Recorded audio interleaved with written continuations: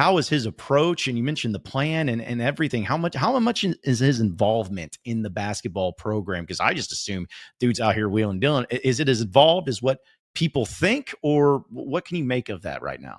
I think he's pretty involved. He's obviously very knowledgeable when it comes to basketball. He was talking about player rotations with me and comparing it to some situations that some NBA teams specifically are dealing with. And I don't follow the NBA, so I had no idea what he's talking about. He's talking about how Oklahoma City has changed their ways, their philosophy of increasing rotation with a younger team. Golden State also increasing the rotation. And then he used another team like the Knicks, where they've gone kind of the opposite way, and it's really directly negatively affected them.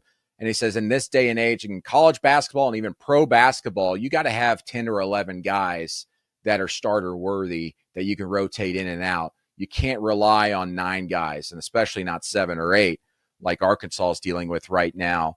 As far as like his day-to-day, hands-on things, I'm not certain, but it's very clear to me that he's a guy that Coach Cal leans on. I mean, they're good buddies. We all know that. I mean, John Tyson is as big of a Hog fan as I think you'll find.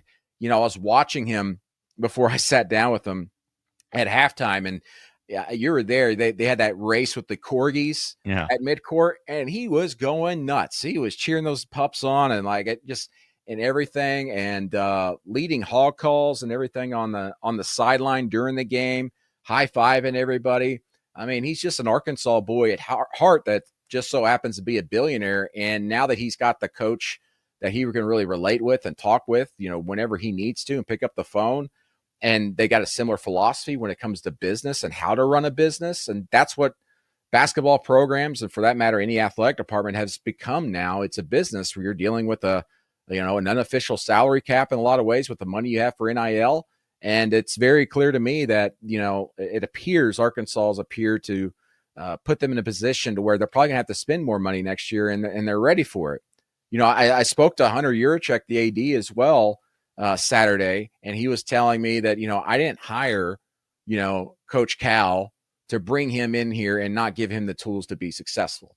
When I asked him about the increase in NIL and obviously with revenue sharing. So certainly Arkansas is going to be in a good position moving forward into next year to pick up some of these extra pieces that they're going to need from the portal, but also among high school recruits. John was saying that, at face value at this point, that 10th and 11th guy, they're not going to be, superstar players, but they might be players that develop into superstar. So if you go get a portal player, go get yourself a portal player that will be there for 2 years.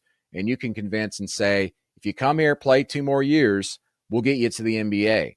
Same with a freshman. If you get a freshman there, say, hey, come here for 2 years, maybe 3 years, and we'll develop you. It's not going to be a one and done player, whether it's a high school recruit or a transfer portal player, when you talk about the 10th and 11th guys they add with that NIL money that they're gathering.